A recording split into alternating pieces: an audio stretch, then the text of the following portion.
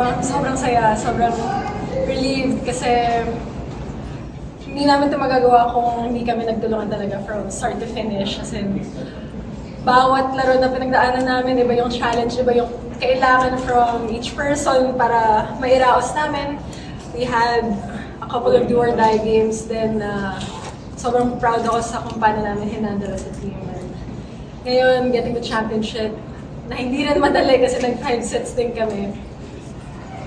Nagbunga rin lahat ng hirap at lahat ng sacrifices at mga pinaghirapan namin. So happy ako.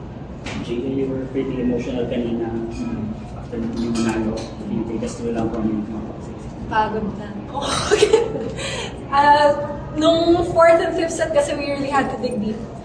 Kasi pinupush talaga kami ng signal with long rallies and lahat ng paluin namin dinadepensahan nila. So we have to give it to them for preparing well and giving us a good fight. After the last point kasi, actually yung 5th set we weren't really looking at the score, we were really taking it point by point.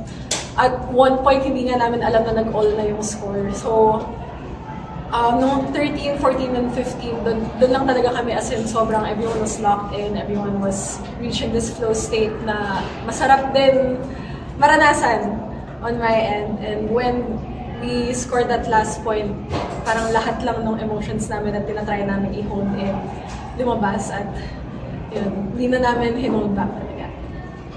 Gia, the last time you played finals nga for Creamline noong 2023, talo yun. And ngayong nabawi niyo na with Creamline, bago pa sa'yo itong championship feeling ito?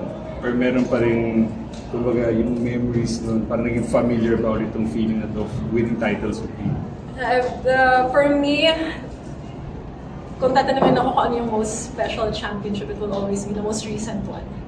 Kasi bawat championship na pinagdadaanan namin, ibang sacrifice, ibang story. Like, if you ask the team, pare-pareho kami nang sasabihin. Iba yung journey going to this championship and even the past 10 other championships, iba rin yung journey namin to reach that. So, hawakan namin lahat ng natutunan namin this conference and lahat ng natutunan namin sa sarili namin, sa isa't isa, and that's what makes this one special this time around.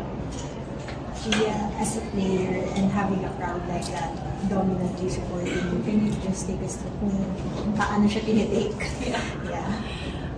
We had a lot of games, not just today's finals, na yung cheer ng crowd ang nakakadala sa amin, lalo na pagka mahabang rally or dikit yung laban hanggang dulo.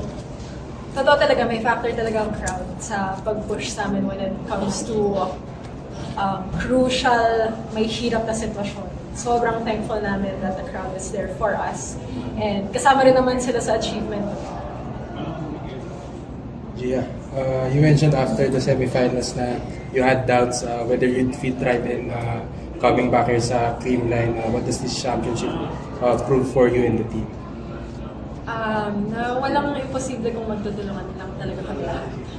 This championship, hindi lang ito depend sa isang tao. Nakadepende sa kung like how well we can put different girls together under one system going towards one goal. Ako thankful ako na the times na hindi ko magampanan fully yung role ko, andyan si Kyle para saluhin ako, andyan yung teammates ko para saluhin ako, and that's the beauty of a team sport. You don't always have to be perfect, but there will always be someone ready to step up for you. Thankful ako for that. Hey, thank you everyone!